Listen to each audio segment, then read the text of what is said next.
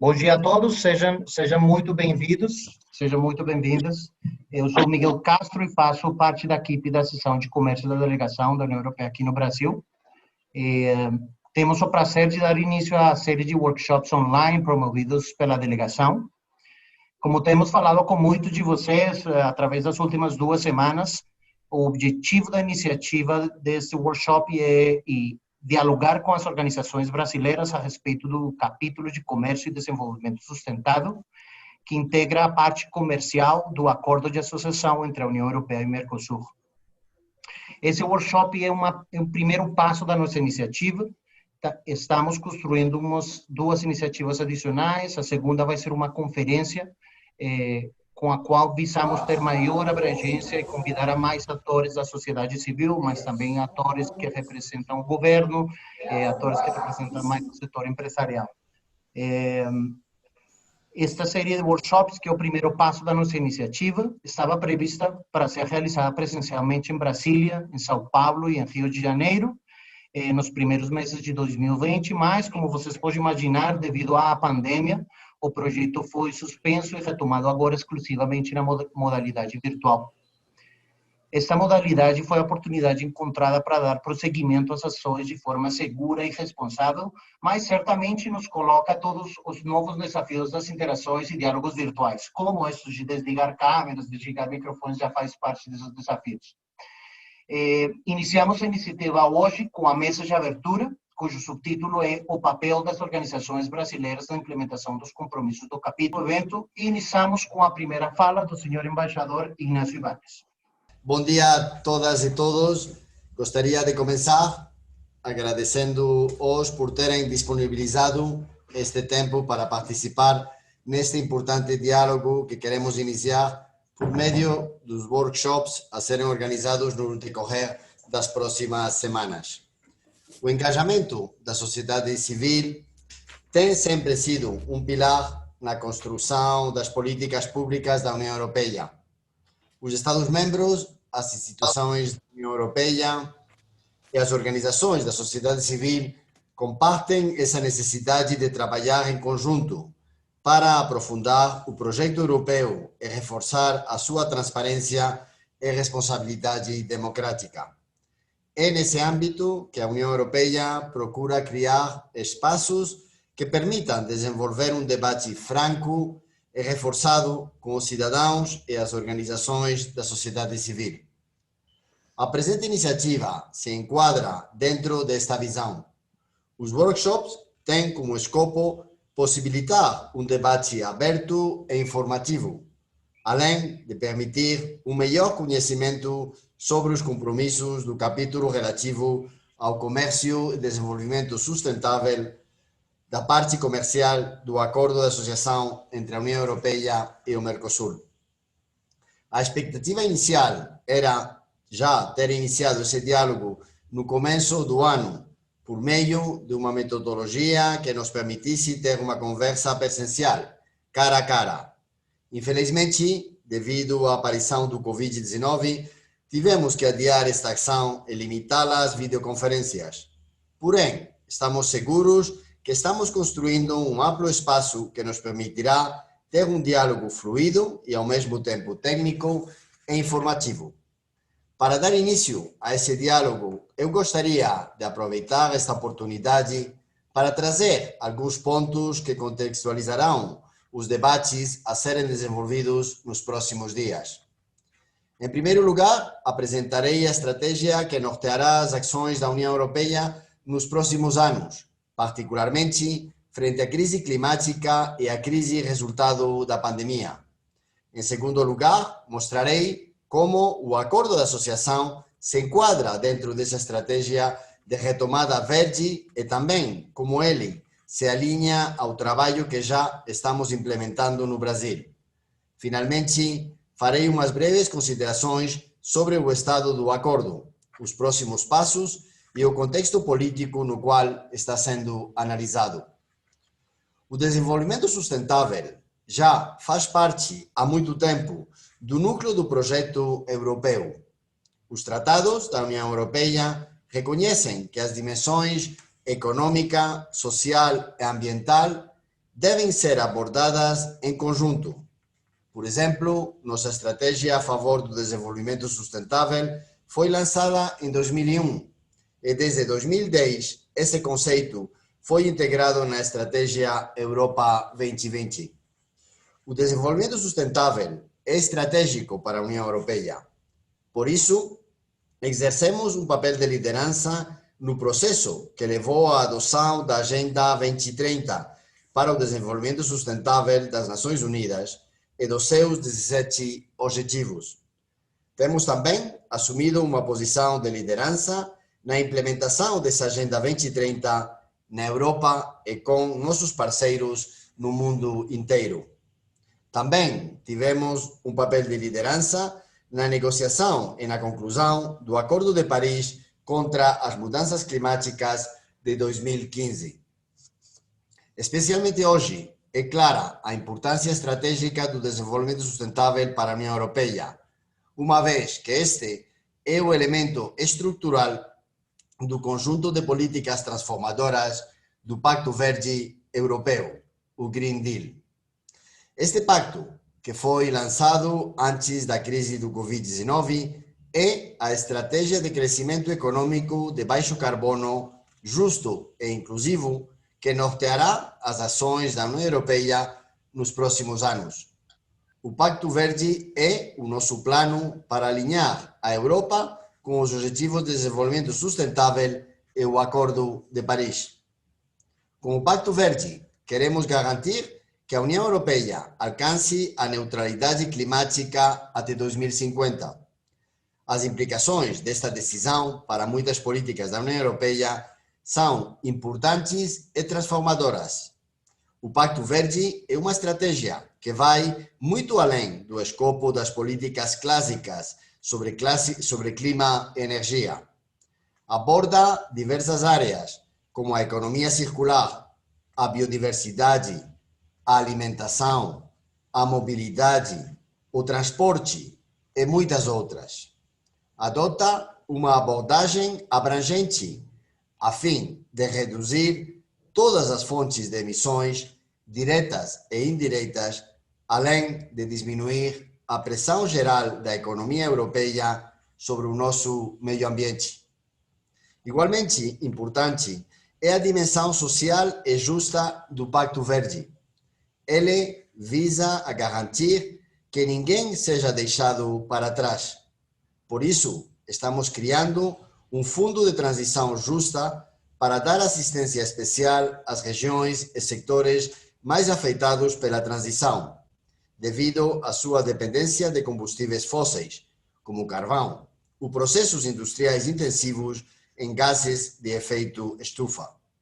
Precisamos encorajar a diversificação econômica desses setores e regiões com uma transição para fontes de energia mais limpas e com oportunidades de requalificação para os trabalhadores.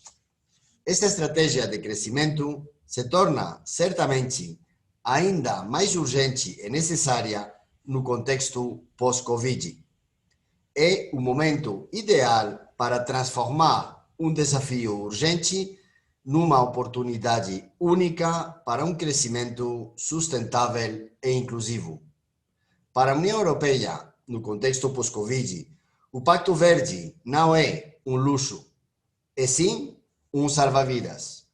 A União Europeia perderia duas vezes se o investimento mobilizado em resposta à crise se encaminhasse para reconstruir a velha economia e não para continuar o processo de transformação para uma economia verde e sustentável.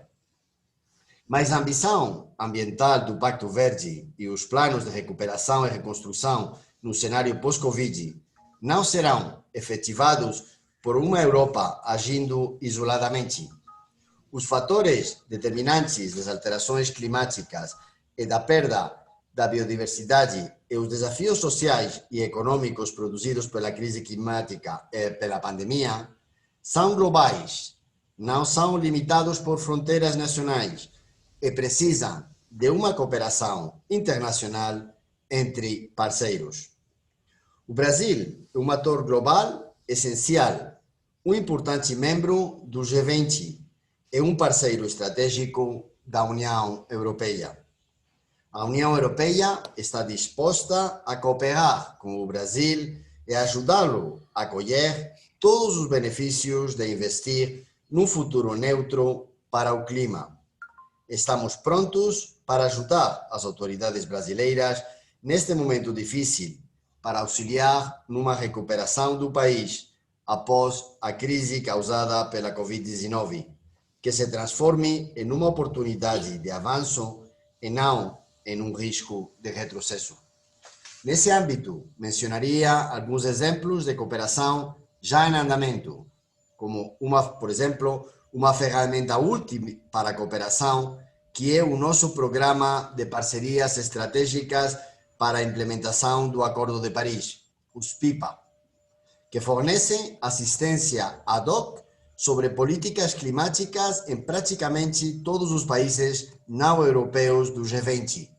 Convidamos o Brasil, como todos os nossos parceiros internacionais, a implementar planos de baixas emissões, claros e robustos, e estratégias nacionais de recuperação. Isso dará às nossas sociedades um senso de direção e propósito e guiará investidores e empresas para a sustentabilidade. Também a União Europeia no Brasil já vem implementando, em parceria com diferentes atores, projetos que visam construir relações econômicas mais sustentáveis. Por exemplo, o projeto Low Carbon Business Action, ação empresarial de baixo carbono, entre a União Europeia e o Brasil, que está entrando em sua segunda fase em 2020.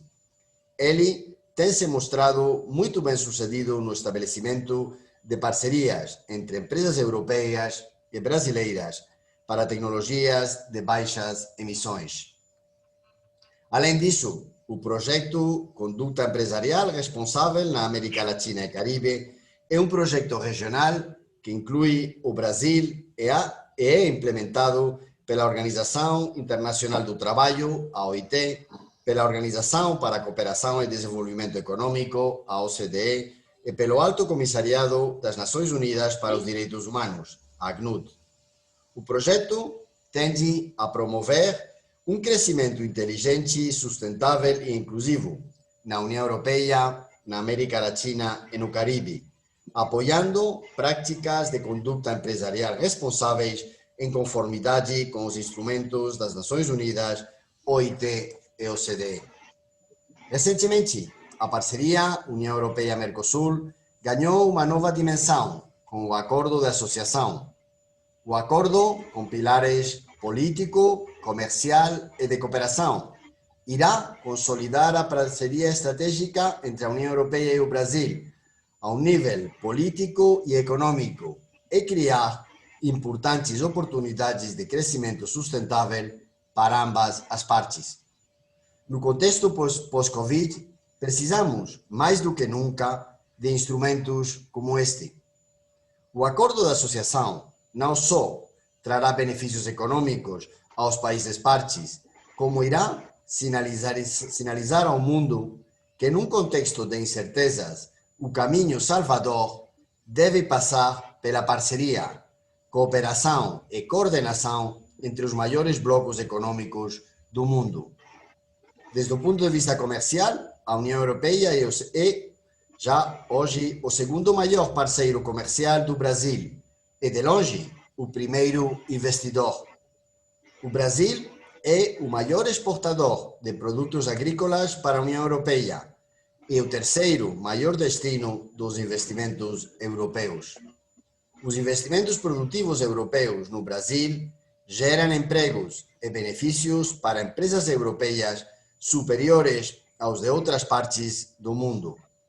A integração comercial e econômica é muito intensa e pode ser expandida amplamente graças ao acordo. Porém, o acordo se baseia no pressuposto de que o comércio não deve ser realizado em detrimento do meio ambiente, do clima ou das condições do trabalho. Pelo contrário, ele deve promover o desenvolvimento sustentável. Neste contexto, as duas partes acordaram aprofundar a sua relação comercial de modo a contribuir para o desenvolvimento sustentável e a desenvolver os seus compromissos multilaterais nos domínios do trabalho e do ambiente. O acordo dá uma atenção especial à garantia de que o comércio de recursos naturais, como os produtos florestais, a pesca e a vida selvagem, seja baseado em princípios sustentáveis. O acordo visa impedir o comércio de produtos obtidos ilegalmente e promover o comércio de produtos que contribuem para a conservação da biodiversidade. Além disso, promoverá a implementação efetiva de vários acordos multilaterais relativos ao meio ambiente assinados pelos países do Mercosul e pela União Europeia, como o Acordo de Paris, no âmbito das mudanças climáticas, e a Convenção CITES sobre biodiversidade, por exemplo. A União Europeia e o Mercosul se comprometem a promover a aceitação voluntária pelas empresas de práticas empresariais responsáveis, tanto no que diz respeito aos aspectos sociais como ambientais. Ambas partes se comprometem também a respeitar as regras da OIT em matéria de trabalho forçado e infantil, a não discriminação no trabalho, a liberdade de associação e o direito de negociação coletiva. Além disso, as partes assumirão compromissos nas áreas de saúde e de segurança no trabalho e de inspeção do trabalho. A parte comercial do acordo inclui disposições que promovem o papel das comunidades indígenas nas cadeias de abastecimento sustentáveis de produtos florestais e a cooperação em projetos sociais que envolvem estas comunidades. Um aspecto muito relevante é que o acordo vai promover um empoderamento da sociedade civil para monitorá-lo. A sociedade civil, na União Europeia e no Mercosul, terão um papel específico no acompanhamento e monitoramento do acordo, no que se refere aos compromissos ambientais e laborais. As partes estabelecerão mecanismos de consulta da sociedade civil para complementar os esforços na aplicação do capítulo de desenvolvimento sustentável. Esses elementos do Acordo União Europeia-Mercosul não só o tornam compatível com o Pacto Verde, mas o transformam em uma ferramenta que pode contribuir para atingir os objetivos mesmos do Pacto Verde. Por exemplo, o Acordo União Europeia-Mercosul inclui um compromisso para implementar efetivamente o Acordo de Paris. Aborda áreas importantes do Pacto Verde como biodiversidade, economia circular, gestão de resíduos e conduta empresarial responsáveis em cadeias de abastecimento. E reconhece o direito de ambas as partes de tomar medidas e basear a legislação no princípio de precaução. Igualmente, o acordo também contribui para o alcance dos objetivos do Pacto Verde, por exemplo, ao liberalizar o comércio de muitos produtos verdes. O acordo também facilitará o provimento de serviços ambientais. Ele incentivará as compras públicas verdes e as práticas de compras sustentáveis, regras de direitos de propriedade intelectual e melhores estruturas de fiscalização facilitarão um uso mais amplo da transferência de tecnologia ambiental e verde. Finalmente, como mencionei no começo, gostaria de fazer umas breves considerações sobre o estado do processo de validação do Acordo de Associação e o contexto político no qual ele se está encontrando na Europa e no Mercosul. Após o anúncio feito em junho de 2019 sobre a finalização das negociações depois de 20 anos, a União Europeia e o Mercosul estão fazendo uma revisão técnica e jurídica do acordo. Uma vez concluída esta revisão, o texto do acordo terá que ser traduzido nas 23 línguas oficiais da União Europeia. esta fase ainda está em andamento e não foi concluída. No que se refere ao processo de aprovação e ratificação, é muito importante esclarecer que o processo de validação dos acordos internacionais negociados pela União Europeia é determinado caso a caso. Isso, dado o fato que o processo a ser definido depende do conteúdo final do acordo. A parte comercial do acordo entre a União Europeia e o Mercosul faz parte de um acordo de associação mais abrangente, que trata também de temas políticos e de cooperação. A ratificação de acordos similares concluídos pela União Europeia no passado demandou a validação dos Estados-membros, segundo as suas regras e procedimentos constitucionais internos, além da aprovação por parte do Conselho e do Parlamento Europeu. A aprovação e ratificação do acordo na União Europeia e nos Estados-membros, como no Brasil e nos países do Mercosul, é um processo político, no qual se avaliam e discutem diferentes fatores. Como é bem conhecido, os temas ambientais e o desmatamento são assuntos de extrema importância para os nossos cidadãos, para os nossos Estados-membros e para a União Europeia no seu conjunto. As recentes manifestações políticas de alguns Estados-membros, de instituições legislativas, locais e europeias e de diferentes organizações da sociedade civil da União Europeia sobre este assunto, e em particular sobre a situação na região da Amazônia, refletem de maneira clara essas preocupações. Esse fator, sem dúvida, está sendo e será um elemento crítico no processo de ratificação do acordo.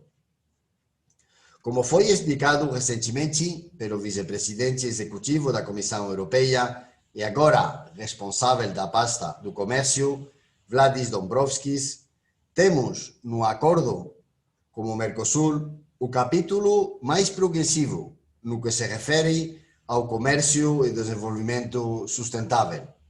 Porém, precisamos redobrar o nosso engajamento com os nossos parceiros no Mercosul para encontrar soluções duradouras no enfrentamento à ameaça que constitui o desmatamento. Portanto, convidamos o Brasil a tomar medidas determinantes para deter o desmatamento, combater com firmeza as atividades ilegais no âmbito agrícola e mineiro, que tanto estão contribuindo à perda da riqueza amazônica, e buscar soluções em favor do desenvolvimento sustentável na região do Amazonas. Lidar com o desmatamento globalmente é uma parte importante da nossa nova estratégia da biodiversidade. Nela, confirmamos nossa intenção de tomar medidas para promover importações de cadeias de valor compatíveis com o manejo sustentável das florestas.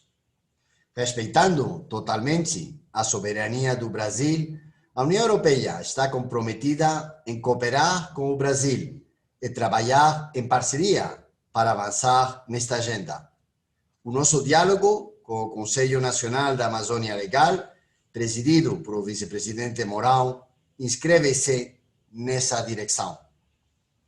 Progressos nessa área são cruciais para avançar ao mesmo tempo na assinatura, em seguimento na ratificação do Acordo de Associação União Europeia-Mercosul. O acordo se baseia nos valores compartilhados entre a União Europeia e o Mercosul, tais como a democracia, o respeito e a promoção dos direitos humanos, o modelo do livre mercado, a liberalização comercial, mas também nos princípios da sustentabilidade econômica, social e ambiental.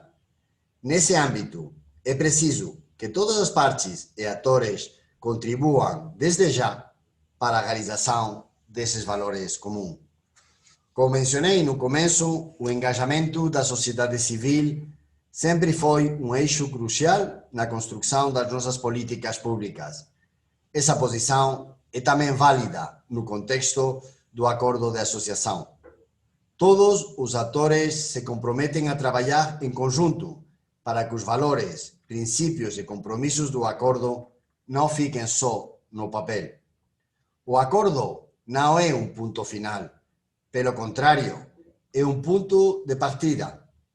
Nesse contexto, a sociedade civil é um ator muito importante. Acreditamos que o acordo poderá se tornar uma ferramenta que empodere e fortaleça o papel de liderança que a sociedade civil já tem no Brasil nesta agenda. Por isto, convido a todos a participar ativamente das discussões que se desenvolverão nos workshops. Espero que, por meio desta iniciativa, demos início a um diálogo frutífero que permita identificar as oportunidades que os compromissos do acordo podem trazer para o trabalho que as suas organizações já implementam no Brasil e para que elas possam se levar esse trabalho adiante com sucesso. Para nós, será um desafio mais que vai nos permitir fortalecer nossos laços com a sociedade civil brasileira, lembrando que o acordo não é entre governos, nem com políticos em particular. É um acordo entre sociedades que aspiram a trabalhar em conjunto e desenvolver suas economias, promovendo sociedades mais justas e melhores. E isto em um mundo mais em equilíbrio com a natureza. Desejo a todos um bom e proveitoso trabalho nas próximas semanas. Muito obrigado. Muito obrigado, embaixador, pela introdução a essa mesa de abertura. Lembro a todos que vocês podem fazer as suas perguntas através do chat e elas serão agrupadas, sistematizadas e depois encaminhadas aos panelistas. Seguindo com o programa, passo a palavra para Michele Villani, chefe da seção de comércio da delegação da União Europeia no Brasil. Let me welcome everybody, all members from civil society and the private sector to this opening workshop. We have, as it was explained and as it will be explained even better later on, we will have 3 thematic workshops which will follow this opening workshop, because our objective is to have a dialogue with you, a dialogue with civil society, which is very dear to the EU principles, and we would like to have a dialogue on sustainability, on this issue, which is very topical these days, very important, and is an issue that will also help you move forward your own agendas on sustainability with your own counterparts, with the authorities, with your counterparts in Europe, and with institutions that are responsible for this. We are willing to have a dialogue on sustainability because it is crucial. As the ambassador said, this is an important issue that will make the difference in the acceptability of the EU-Mercosur association agreement. So let me concentrate on the main course, the main piece on sustainability incorporated into the EU-Mercosur agreement, which is the Trade and Sustainable Development chapter, the TSD chapter of the trade agreement, which is part of a wider association agreement between EU and Mercosur. Let me give an overview on this chapter by mentioning the scope, the principles and the objectives of this chapter first, and then secondly to mention the substantive commitments, the substantive provisions of this chapter. Then I will finish by referring to the consultation and dialogue opportunities under the agreement, under this TSD chapter. So basically,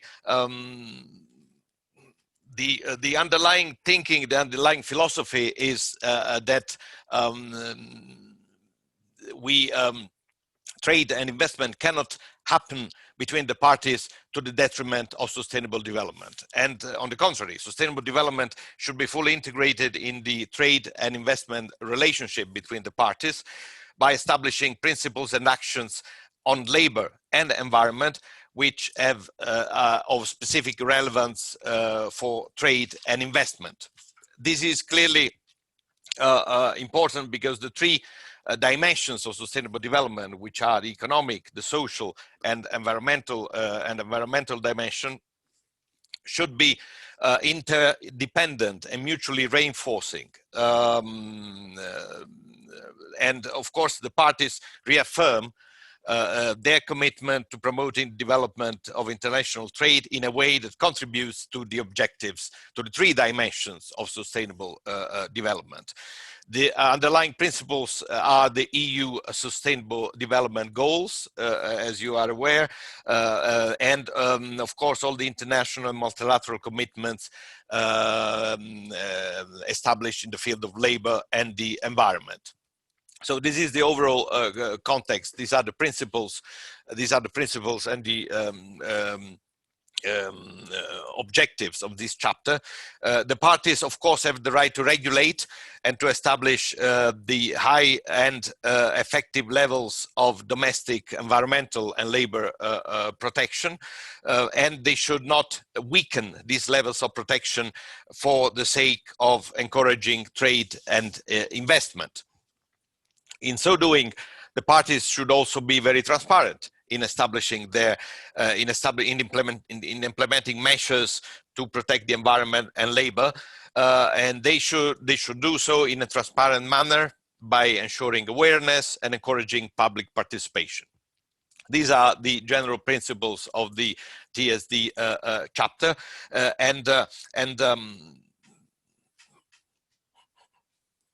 this is just set the context of the scope and objectives of this chapter. But now let's move to the second part of my overview, which relates to the 7 areas where substantive provisions, substantive commitments are taken under the TSD chapter. The first area is labor, and of course. Multilateral labor standards and agreements based on the ILO, International Labour Organization, conventions and protocols are the bottom line. They are the reference. They should be the main guidance for commitments in this specific article of the TSD chapter, and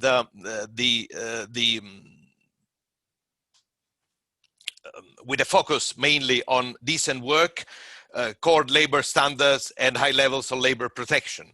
When we talk about decent work, of course, we refer to occupational safety and health.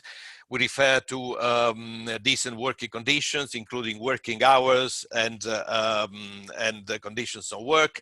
We refer to labor inspection and non-discrimination, including for migrant workers.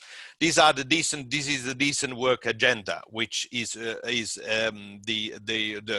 reference. And of course, labor standards, core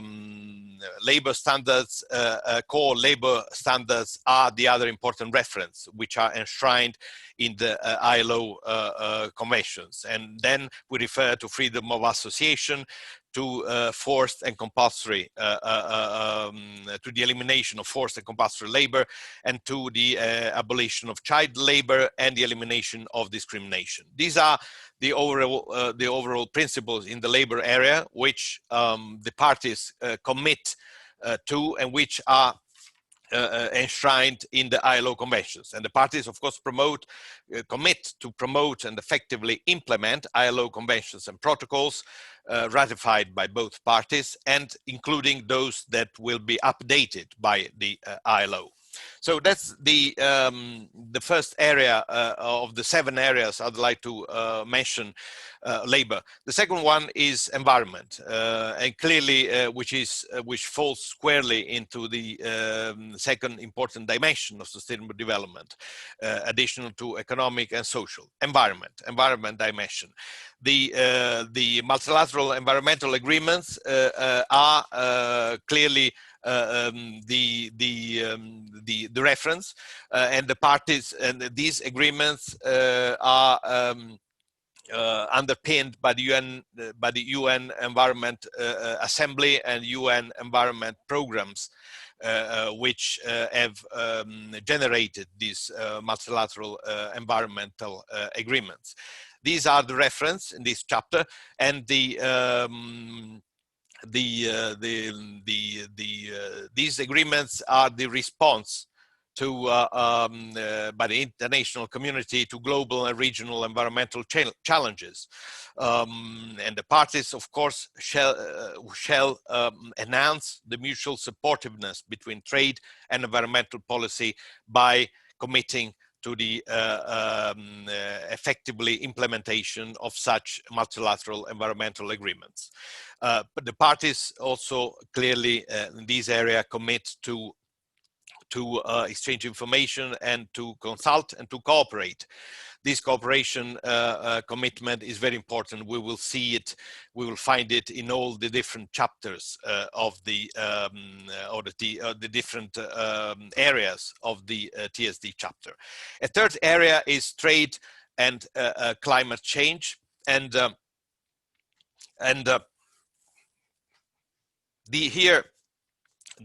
main reference is the United Nations Framework Convention on Climate Change, which is the forum, the international forum to address urgent threat of climate change and the role that trade can have to this end.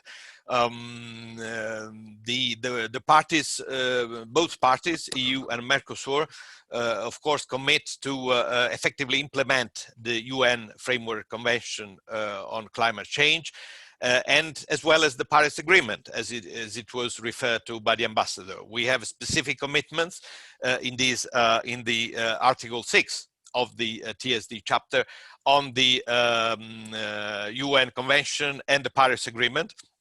And the parties will promote the positive contribution that trade can have towards low greenhouse gas emissions and climate resilient development. So in this chapter 2, climate change, parties agree to cooperate and at bilateral, regional and international level, in particular in the forum of the UN Framework Convention on Climate Change. So there are specific commitments there, specific commitments, and the same ones we will find in the fourth area, which is the biodiversity, where 3 conventions are referred to as a reference. We have basically the Convention on Biological Diversity, the CITES Convention, and the International Treaty for Plant Genetic Resources. These are the 3 references that the parties commit to.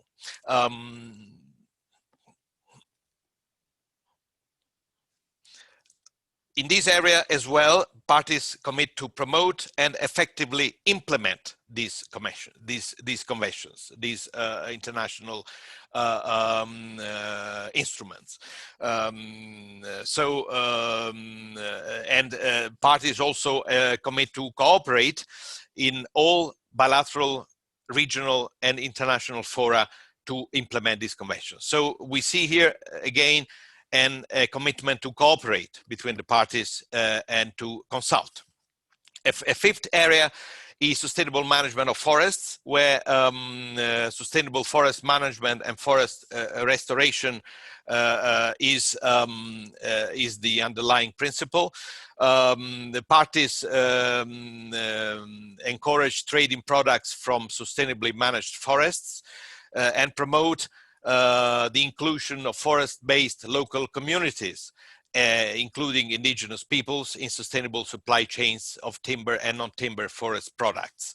So these are important commitments under this article. And another important commitment is to implement measures to combat illegal logging and related trade. So these are key issues under the this Article 8 on sustainable management of forests. A sixth area is sustainable management of fisheries and aquaculture. There, the parties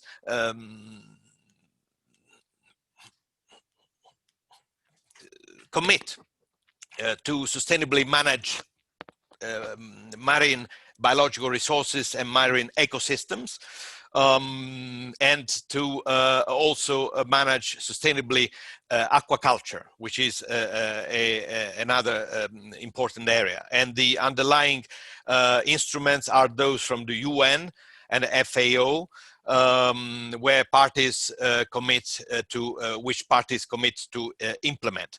Parties also commit to cooperate actively with the regional fisheries management organizations, and to promote the development of sustainable and responsible aquaculture. So this is the sixth area. Seventh area, substantive area of commitments, is the management of responsible supply chains, which is more linked to the activity of the private sector, because the party recognized the importance of responsible management of supply chains through responsible business conduct and corporate social responsibility practices between by the corporates, by the private sector.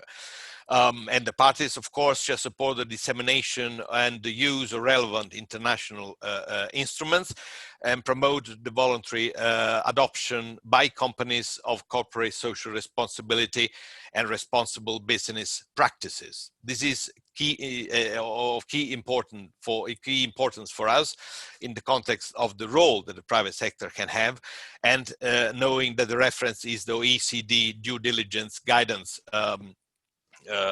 instruments that inspire the behavior, corporate social responsibility by the private sector. So that's basically the 7 areas I wanted to describe where substantive commitments exist in the TSD chapter.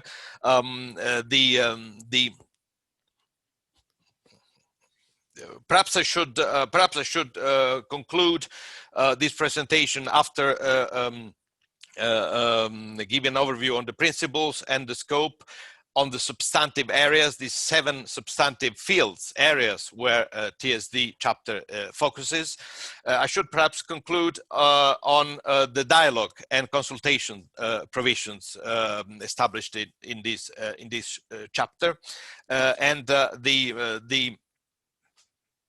these are very important provisions. These are very important arrangements because the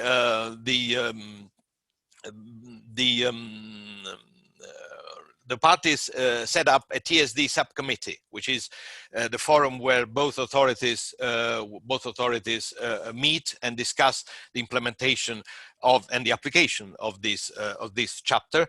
It actually facilitates and monitors the effective implementation of this chapter.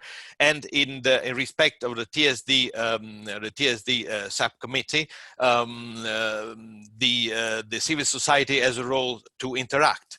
It can interact with this subcommittee by providing observations and by participating actively in informing the subcommittee of positions in the sustainability area.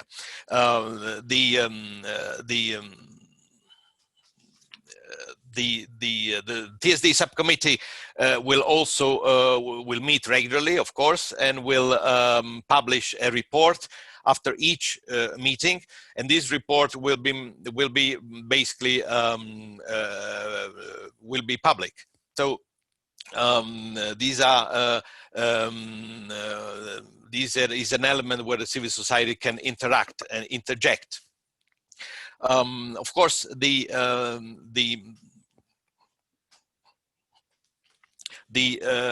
could be difficulties in the application of this chapter or on its interpretation, and that's why a dispute resolution mechanism is provided for in the TSD chapter, a dispute settlement mechanism, a dispute resolution mechanism, and that's where the parties should first of all have consultations in order to agree on the interpretation and the application of this chapter in a mutually satisfactory way.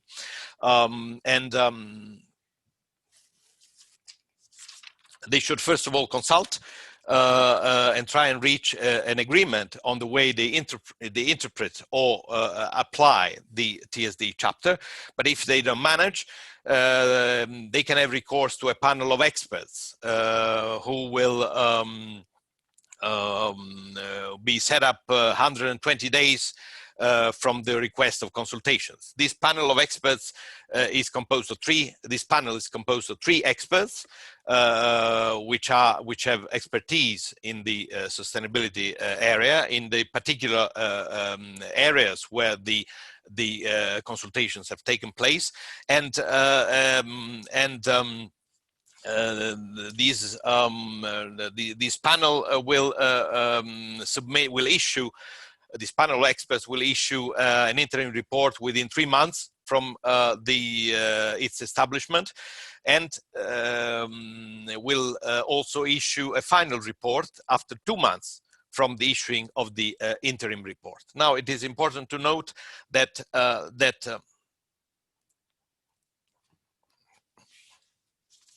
in both these instances, as far as the interim report is concerned, and as far as the final report is concerned, which, by the way, will be made publicly available, will be published, the civil society has a role to play.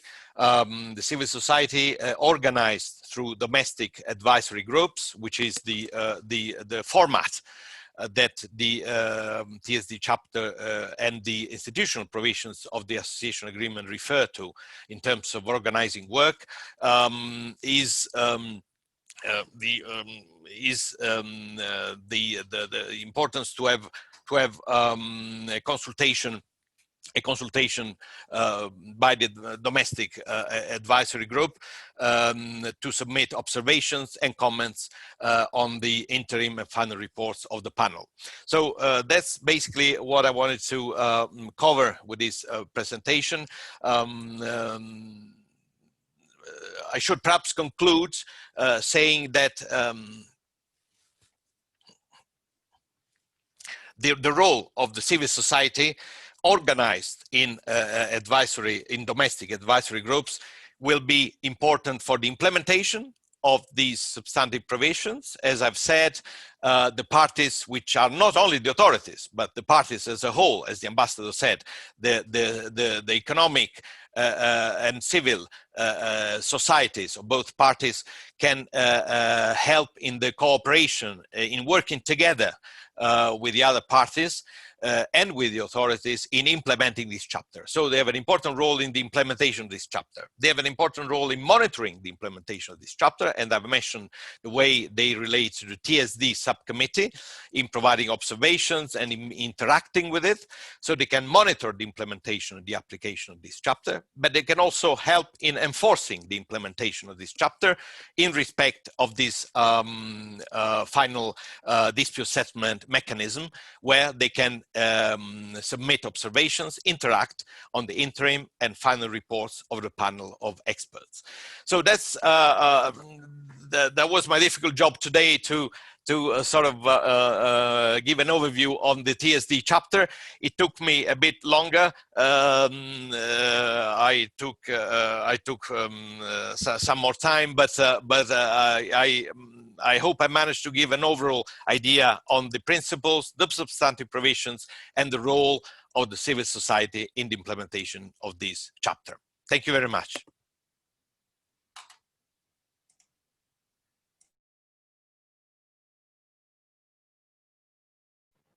Muito obrigado, Michele. E seguimos rapidamente com Victoriana Gonzaga, que é a perita contratada pela delegação para apoiar a implementação desta iniciativa, para fazer uma pequena apresentação sobre a metodologia que se vai desenvolver nos seguintes 3 workshops. Victoriana. Bom dia a todos. Agradecer a presença de vocês, também a audiência e os painelistas. já nos colocando à disposição para qualquer esclarecimento por e-mail e também aqui pelo chat. Hoje eu vou falar um pouquinho, já foi abordado pelo embaixador o contexto político, também pelo Michele o contexto do conteúdo do acordo. Então, o que eu pretendo abranger aqui brevemente é sobre a metodologia do que a gente está pensando nesses próximos 3 dias. Inicialmente, essa metodologia está sendo construída pela equipe da delegação, juntamente comigo e com a minha colega perita Fernanda Cristina Franco, e reitero que a gente está à disposição para diálogos. Bom, a iniciativa é uma série de workshops que se iniciou no começo desse ano, estava prevista para ocorrer, inicialmente ia ser presencial, Rio de Janeiro, Brasília e São Paulo, e depois, devido ao contexto pandêmico, o projeto foi suspenso e foi retomado agora em setembro, quando a gente começou a adaptar para uma metodologia, uma modalidade virtual. A modalidade virtual foi uma oportunidade encontrada para que a gente conseguisse dar prosseguimento às ações de uma forma segura e responsável nesse contexto. E, claro, nos coloca também a todos nós os desafios de interação e diálogos nesse ambiente virtual. A proposta inicial era de que cada workshop tivesse a presença de mais ou menos 30 entidades, então a modalidade virtual também permitiu que a gente conseguisse convidar mais pessoas, abrir para o debate e abrir para a inscrição como um todo. Enquanto o número de participantes também, obviamente, a gente aumentou e possibilitou também diversas regiões do Brasil que estariam ausentes se a gente estivesse na modalidade presencial. Além disso, a modalidade virtual também nos permitiu ter, junto conosco, os peritos e o corpo técnico da União Europeia de Bruxelas, da qual eles vão fazer as apresentações nas próximas eventos, né, nos nossos próximos encontros, e também possibilita o contato com esses peritos que estão há muito tempo diretamente envolvidos na negociação nas rodadas de negociação do acordo. Por outro lado, a gente sabe que o ambiente virtual ele é dispersivo, gera muito menos interação e contato entre os participantes. Então, a gente pede para vocês uma dose de paciência extra e nos colocamos também abertas a sugestões, uma vez que a gente tem 3 encontros pela frente. Também pensando nisso, a gente limitou agora inicialmente a abertura, o que nos exigiu objetividade, mas os 3 próximos encontros serão realizados nas próximas 3 quintas-feiras, com uma característica um pouco distinta, com um espaço de participação, e por isso foram pensados para ocorrer em 2 horas, conforme eu vou explicar posteriormente. Essa série inicial de workshops é uma primeira, como já foi bem pontuado, é uma primeira aproximação, buscando dar conhecimento específico sobre artigos do capítulo de desenvolvimento sustentável do acordo. A iniciativa tem, portanto, objetivo, como foi proposto pela delegação brasileira, a DELBRA, que é possibilitar, de um lado, um debate informado, né, e participativo entre a União Europeia e as organizações convidadas, mas também estimular o diálogo, o intercâmbio entre essas organizações, propiciar o conhecimento dos compromissos. Então, quais são os compromissos que o acordo possibilita? De que modo as organizações podem se empoderar e se tornar atores efetivos na implementação deste capítulo. E dessa forma, a delegação também colocou como objetivo colher subsídios e sugestões para informar a realização das próximas etapas, como já foi pontuado pelos painelistas anteriormente. Vale lembrar aqui que essa iniciativa não tem como enfoque dialogar sobre o acordo como um todo, né? A gente nem teria tempo, mas sim se aprofundar especificamente no capítulo de comércio e desenvolvimento sustentável. Reiterando que a gente já enviou alguns documentos para vocês no convite, então já foram enviados os fact sheets, as fichas técnicas sobre o que é o capítulo, sobre o que é o acordo, e também uma tradução para o português, ainda uma tradução não oficial, mas é a tradução disponibilizada da última versão desse capítulo. A gente entende que esse capítulo ele é inovador a partir do momento que ele traz compromissos e desafios em relação a temas como, por exemplo, os 3 pilares dos workshops, incorporação de requisitos de sustentabilidade nas relações comerciais, também a observância dos direitos humanos e laborais nas cadeias de valor e a participação da sociedade civil no monitoramento e fiscalização dos termos do acordo. Cada um desses 3 componentes vão ser abarcados em distintos workshops, né, como a gente mandou na programação, mas é importante também a gente mencionar, antes de adentrar sobre como vai ser o workshop, que as organizações, a gente já iniciou um diálogo com as organizações, foi iniciado pela delegação, na verdade, no começo do ano, em que entrou em contato com organizações para conversas iniciais, e dessas conversas iniciais também colher impressões e ideias sobre como realizar essa série de iniciativas. Nesse momento, nessa modalidade virtual que a gente está hoje, a gente enviou convite para aproximadamente 130 organizações brasileiras, como já foi colocado também, organizações de diferentes atuações, e a gente teve, totalizando mais de 200 pessoas convidadas, além das divulgações nas redes sociais, buscando dar visibilidade e transparência para a iniciativa. Até ontem, sem contabilizar as inscrições de hoje cedo e sem contabilizar os funcionários da União Europeia também que se inscreveram, a gente teve um total de 130 inscrições, que representam 98 organizações participantes. Desse perfil, 45% são homens, 55% mulheres. Ainda a gente teve uma participação baseada, as maiores participações foi o estado de São Paulo, seguido pelo Distrito Federal, Rio de Janeiro e Minas Gerais. Além disso, mais 12 estados, destacando Amazonas, Goiás, Pará, Paraná, Ceará, dentre outros. Basicamente, a gente identificou, então, 4 grupos, 4 grandes perfis de pessoas que se inscreveram, que vão estar com a gente nos próximos dias, que são 49,5% são organizações da sociedade civil aqui presentes. Dentre esses 49,5%, temos 29% de organizações que dialogam com os temas socioambientais, enquanto 20,5% da sociedade civil que dialoga com temas de direitos humanos, direitos econômicos e questões de direitos laborais. Para além do grupo de sociedade civil, a gente tem um segundo, que é 33% de organizações empresariais e de empresas, também 12% de centros acadêmicos e núcleos de pesquisa, e 6% de outras categorias, na qual a gente englobou consultores, organismo internacional, como a OIT, Pacto Global. Então, esse é o perfil das entidades que a gente vai dialogar nos próximos encontros, e nessas, também durante as últimas semanas, a gente teve a oportunidade de realizar breves diálogos e conversas virtuais com algumas organizações e entidades. E a ideia foi apresentar essa série de eventos, entender qual que é o interesse das entidades nessa iniciativa e também de que forma a discussão do acordo se liga com as políticas e as práticas dessas entidades. Destacamos também que a gente identificou que, obviamente, as organizações têm perfis distintos, e também com diferentes visões e demandas sobre o acordo, mas a ideia foi reforçar, e a nossa ideia aqui é reforçar que cada organização tem um papel importante para qualificar o debate, também utilizar desse espaço político que se abre e para trazer os distintos contextos e ambientes nos quais a organização está inserida. Diante dessa diversidade de inscritos que a gente tem hoje e nos próximos encontros, a gente acredita que é possível garantir uma boa representatividade, considerando esse universo de participantes que vão desde organizações de comunidades locais, que trabalham com produção sustentável, manejo da pesca, até outros grandes atores que estão envolvidos aqui também, representações empresariais, também laborais, sindicatos. Além disso, a gente ouviu também dos participantes, ao longo desses últimos dias em que a gente realizou conversas, que muitas organizações compreendem que o acordo é distante dessas entidades, porque elas não realizam, por exemplo, comércio internacional.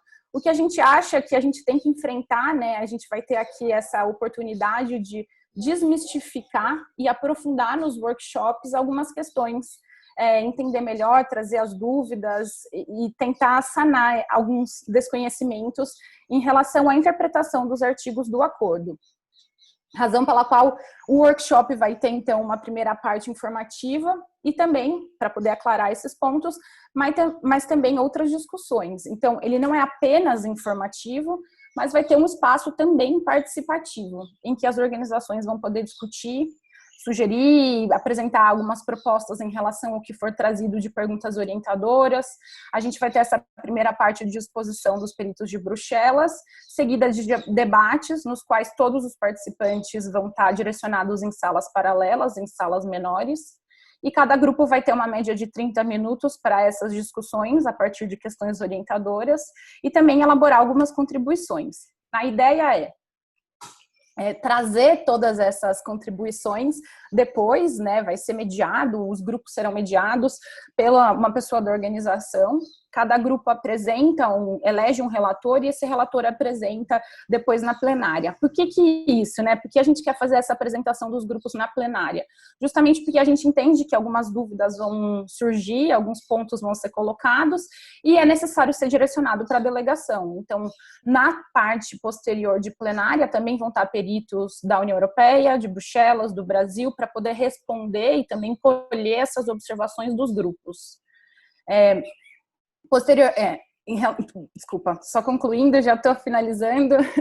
Nós esperamos vocês nos próximos 3 dias de encontro. Todos vão ser realizados às quintas-feiras, conforme já colocado, das 10h30 às 12h30. O primeiro vai abordar questões do meio ambiente, clima e comércio internacional. O segundo, que é dia 29 de outubro, vai ser com enfoque em condições de trabalho, rastreabilidade, gestão de cadeias de valor e comércio internacional. E o último, dia 5 de novembro, o enfoque vai ser o monitoramento e a implementação do acordo, bem como a participação da sociedade civil. Esse último workshop, ele também tem como escopo abranger alguns mecanismos de solução de controvérsia, o que o acordo fala sobre isso, o que o capítulo também diz sobre, e questões envolvendo enforcement, cumprimento. Todos os workshops, como já mencionado, basicamente vai ter, então, um estudo do que o capítulo traz inicialmente nesse painel de especialistas. As exposições vão ser feitas pelos peritos da União Europeia, do Brasil e de Bruxelas, e a gente vai contar com algumas, a depender da mesa, com alguns representantes da sociedade civil também. Concluindo, a gente entende que o processo em si só já é um resultado, o processo em si mesmo é um resultado na medida em que ele dá um espaço político para que se abre, né, e para contar com a participação de todos vocês. Ainda a gente entende que o desafio, sim, é uma participação durante esses 3 dias, considerando o nosso momento atribulado, um contexto pandêmico em que todos com muitos compromissos, mas a gente espera que vocês se sintam parte dessa iniciativa, se envolvam, se engajem, utilizem esse espaço que está sendo aberto, uma vez que o capítulo ele é complexo e ele demanda aprofundamento qualificado e muito debate. Uma vez mais, a gente agradece muito a presença de vocês, a gente se coloca à disposição para sanar quaisquer dúvidas que possam ter, e aproveito o momento para pedir também que vocês respondam. A gente vai enviar um formulário até o final do dia, para que vocês respondam uma pergunta sobre a participação de vocês nos próximos workshops, apenas para que a gente possa organizar esses grupos. A gente precisa dessa resposta para poder planejar as salas virtuais. Bom, muito obrigada pela atenção de todos. Um abraço.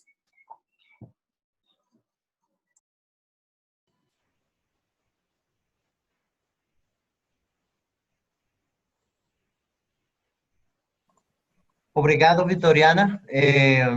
Tomamos um pouquinho mais do tempo da sessão de perguntas, mas queremos que saibam que esperamos que fiquem com muita vontade de fazer mais perguntas, porque nas sessões dos workshops vamos poder dialogar e conversar mais tecnicamente e mais aprofundadamente sobre as diferentes temáticas.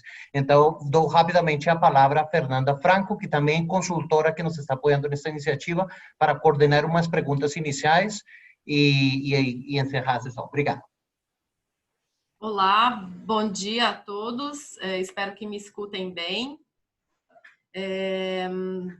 Bem, estamos no adiantado do tempo, né? Vou tentar organizar aqui as perguntas e só esclarecendo que todas as perguntas que vocês estão nos colocando, elas serão analisadas, lidas, serão arquivadas para a nossa análise. Então, assim, por favor, nós incentivamos que haja essa participação via chat. Com relação às perguntas, chegaram algumas, eu acho que só vou ter tempo de fazer uma rodada, né, diante do tempo, então eu colocaria assim aos membros do painel, que são, as perguntas chegam em três grandes blocos. Um bloco que questionado é a respeito do contexto político, tanto do contexto político no cenário brasileiro, né? Então, assim, como que a União Europeia, por exemplo, entende a participação da sociedade civil brasileira no monitoramento e implementação do acordo diante do atual contexto político que o país enfrenta, né? Ainda nesse mesmo bloco sobre contexto político, existe também a pergunta assim, por que o acordo tem enfrentado resistências no contexto europeu? O que está assim incentivando essas moções de repúdio ao acordo de alguns parlamentos europeus, né? Um outro bloco de perguntas que a audiência trouxe é com relação a perguntas técnicas sobre o acordo. Então, por exemplo, há dúvidas sobre assim, que tipos de instrumentos e salvaguardas o acordo prevê que garantem, por exemplo, a não comercialização de produtos oriundos de desmatamento, como soja e carne, né? Ou então, que tipos de instrumentos o acordo prevê de incentivo à economia da diversidade socioambiental, por exemplo, aquelas oriundas de produção de comunidades locais tradicionais, povos indígenas. Ainda nessa questão sobre os instrumentos do acordo, eu sei que eu estou colocando em grandes linhas, mas aí os painelistas escolhem como vão querer responder a esses vários questionamentos da audiência. Mas ainda nessa questão técnica sobre o acordo, há uma pergunta assim, como o acordo, por acaso, endereça práticas de corrupção e fraudes que são identificadas, por exemplo, em algumas cadeias produtivas, como da própria comercialização de madeira, por exemplo, né? O que o acordo prevê com relação a essas práticas ilegais dessas cadeias e de outras?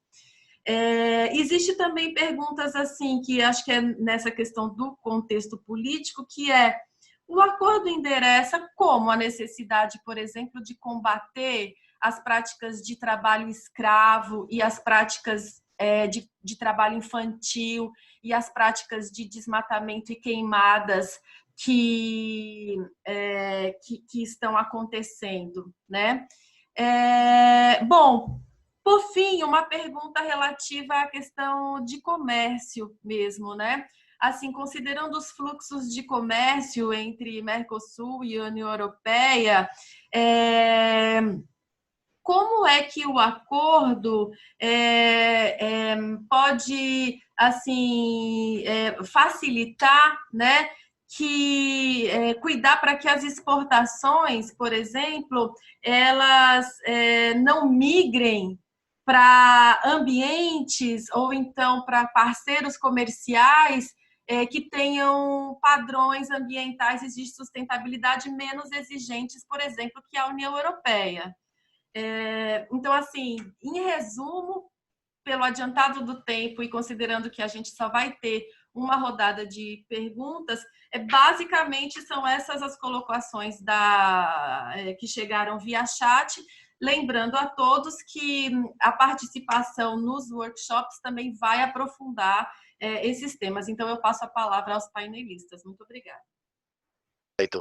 Então, sou Ignacio Ibáñez, o embaixador da União Europeia, e vou tentar de responder, e depois, logicamente, tanto o Michele Villani como o John Basie podem complementar. Eu acho que, como a Fernanda falou e a Victoriana, eu acho que para nós o importante é a porta que temos aberta agora, não? Essa porta para esse diálogo com a sociedade civil, para nós, na forma em que nós temos o desempenho das políticas públicas e como construir essas políticas públicas, logicamente, esse diálogo com a sociedade civil é importante. E o acordo reflita precisamente essa ideia. Então, eu acho que através destes diálogos vamos conseguir justamente poder ouvir quais são as suas preocupações. Logicamente, no período da negociação, já cada uma das partes, a União Europeia por seu lado, o Brasil por seu lado, tiveram possibilidade de consultar com as suas sociedades civis particulares. Mas agora que estamos realmente com este acordo criando uma parceria muito mais intensa, o que queremos é fazer isso juntos. Então, para nós é muito bom poder ouvir hoje, e nestes 3 workshops, a sociedade civil brasileira e depois também queremos, logicamente, conectar essas discussões da sociedade civil brasileira com a sociedade civil europeia, que tem muitas das mesmas preocupações que eu comecei já a ver que estão nas suas perguntas. Então, o acordo é precisamente isso. O acordo, como eu falei, não é um ponto final, é um ponto de partida. Então, o que o acordo vai criar justamente é a possibilidade de que todas as questões sejam, o diálogo sobre estas questões sejam uma regra para nós trabalhar de cara ao futuro. Então, poder ouvir sempre a sociedade civil, tanto dos países do Mercosul como dos países da União Europeia, porque sem eles, insisto, o acordo não tem sentido. O acordo não é um resultado para governos, para líderes, é um resultado para o conjunto da sociedade. Então, desse ponto de vista, nós achamos que o acordo justamente vai criar essas possibilidades e achamos que os workshops que vamos ter daqui em adiante vão nos permitir justamente fazer. Logicamente, agora, neste ponto, primeira reunião, estamos focados num diálogo, vamos dizer, mais bem a delegação e as instituições europeias com vocês, com a sociedade civil brasileira, mas também, logicamente, nesse diálogo temos que incluir ao governo brasileiro, porque, logicamente, eles são uma parte central do acordo. E eu, nos meus contactos com o Itamaraty, mas também com o Ministério da Economia e com os outros ministérios, tenho falado muitas vezes com todos eles que, logicamente, a nossa vontade, sobretudo quando vamos a preparar essa grande conferência, que já a Vitoriana e todas as outras pessoas já fizeram referência lá, poder contar com o governo brasileiro para trabalhar. E isso acho que é uma oportunidade para todos vocês, para a sociedade civil brasileira, realmente de ser ouvidos. Por um lado, por as instituições europeias, sem dúvida, mas também por o próprio governo brasileiro, e essa vai ser a nossa ideia. Então, isso que estamos querendo construir e queremos fazer, vamos dizer, exercício de preparação para essa aplicação do acordo e desde agora já deixar essa porta aberta e sentar-nos com vocês. Gostaríamos de ter tido, logicamente, a possibilidade de nos sentar cara a cara, não foi possível por o Covid, mas através dos meios que agora temos à nossa disposição vamos fazer. E isso que queremos fazer, ouvir todos os comentários que vocês têm, tentar de responder algumas das perguntas que vocês vão nos fazer e nas áreas, vamos dizer, onde podamos ter não acordos, ver como podemos trabalhar justamente para encontrar soluções conjuntas.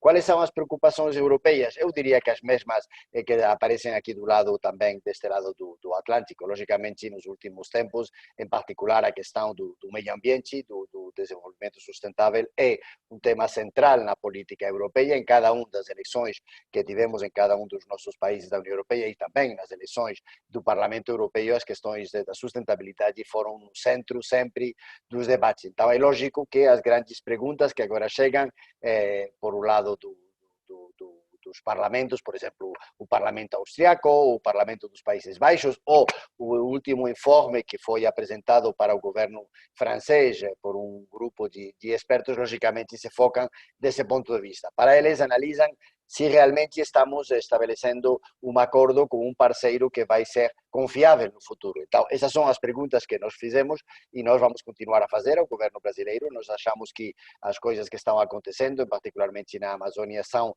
uma posta em questão justamente desse compromisso em favor da sustentabilidade e, logicamente, queremos receber resposta. Realmente, o diálogo começou. Este ano tivemos um diálogo muito mais profícuo com o governo brasileiro, primeiro com a criação do Conselho Amazônia e com o Conselho que já tivemos várias reuniões, presidido, como vocês sabem, por um vice-presidente, e lá, por lo menos, nós pudimos fazer menção das nossas preocupações e o governo brasileiro, através do vice-presidente e os integrantes do Conselho Amazônia, a resposta é também uma preocupação para nós, vamos trabalhar nessa direção, vamos ver e vamos produzir resultados, que logicamente o que a sociedade europeia no seu conjunto agora precisa, é ter esses resultados justamente para poder acreditar nesse acordo, poder acreditar nessa parceria que queremos estabelecer com os brasileiros. Então, Para nós, realmente, o acordo tem já, vamos dizer, somente por o fato de existir, por o fato de ser uma ambição do governo brasileiro, está conseguindo resultados. Por exemplo, se vocês se lembram, no ano passado, no momento final das negociações, muitas pessoas, muitos observadores, tanto aqui no Brasil como na União Europeia, falavam que o novo governo, presidido por o presidente Bolsonaro, ia abandonar, ia sair do Acordo de Paris, como outros parceiros importantes, como é o caso dos Estados Unidos, fizeram. Então, essa era uma pergunta e uma, vamos dizer, uma petição que tinha chegado em todo o mundo. E, não, ao final, por o fato de o compromisso que está muito bem, claramente estabelecido no Acordo União Europeia-Mercosul e a interesse que o governo brasileiro tinha, o presidente ratificou que o Brasil fica no acordo e que vai cumprir o Acordo de Paris. Então, isso já é um resultado, vamos dizer, do próprio Acordo União Europeia-Mercosul. E isso que nós queremos fazer é realmente os princípios, as obrigações estão muito claramente estabelecidas no acordo. Então, se o governo brasileiro quer este acordo, e nós achamos que o governo brasileiro quer o acordo, logicamente vai ter que cumprir com todos e cada um dos elementos. Um deles, logicamente, é ter respostas para as questões que vocês plantearam. Então, desse ponto de vista, nós achamos que realmente o acordo vai ser um instrumento muito útil nessa direção. Depois, Fernanda colocou algumas perguntas mais técnicas que eu acho que vamos poder responder nos seguintes workshops. Mas a mensagem clara para nós é: este diálogo é útil, o diálogo com a sociedade civil para nós é essencial. Queremos ouvir a vocês quais são as áreas de preocupações. Logicamente, vamos tomar muita boa nota de quais são as suas preocupações, mas eu gostaria de animar a todos vocês a se engajar de uma forma positiva. Eu acho realmente que com o acordo vamos estar muito melhor que sem o acordo. Muitas das preocupações que a sociedade civil mencionou, respeito à sustentabilidade, respeito ao tema dos povos indígenas, respeito ao uso sustentável, às atividades, luta contra as atividades ilegais, estão precisamente bem recolhidas no acordo. Então, a melhor forma é justamente ir adiante com o acordo, conseguir que esse acordo possa ser primeiro assinado e depois ratificado. Mas, insisto, desde agora, nós, e essa é a mensagem que demos também ao governo brasileiro, temos que ver resultados do ponto de vista das autoridades brasileiras em temas que são tão importantes como o tema do desmatamento, o tema das atividades ilegais que acontecem na Amazônia. E desse ponto de vista, o diálogo que começamos com o governo é sem dúvida positivo, e nesse diálogo nós queremos, e eu acho que também é uma vontade do governo brasileiro, queremos contar com vocês, com a sociedade civil. Sem vocês, como fazemos na Europa, nós não podemos caminhar adiante. Então, precisamos de vocês e queremos usar vamos dizer, possibilidade de um diálogo aprofundado com vocês para usar nessa mesma direção. Então, aproveitem, apresentem todas as questões, vamos tentar de responder de uma forma, vamos dizer, ordenada, através desses 3 workshops, e terminando depois numa grande conferência, onde justamente vamos tomar nota das preocupações e tentar trabalhar juntos nessa mesma direção. Não sei se o Michele ou o John vai me seguir.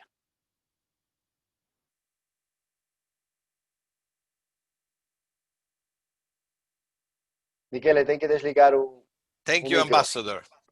I think you replied it all, both the overall context and some specific questions.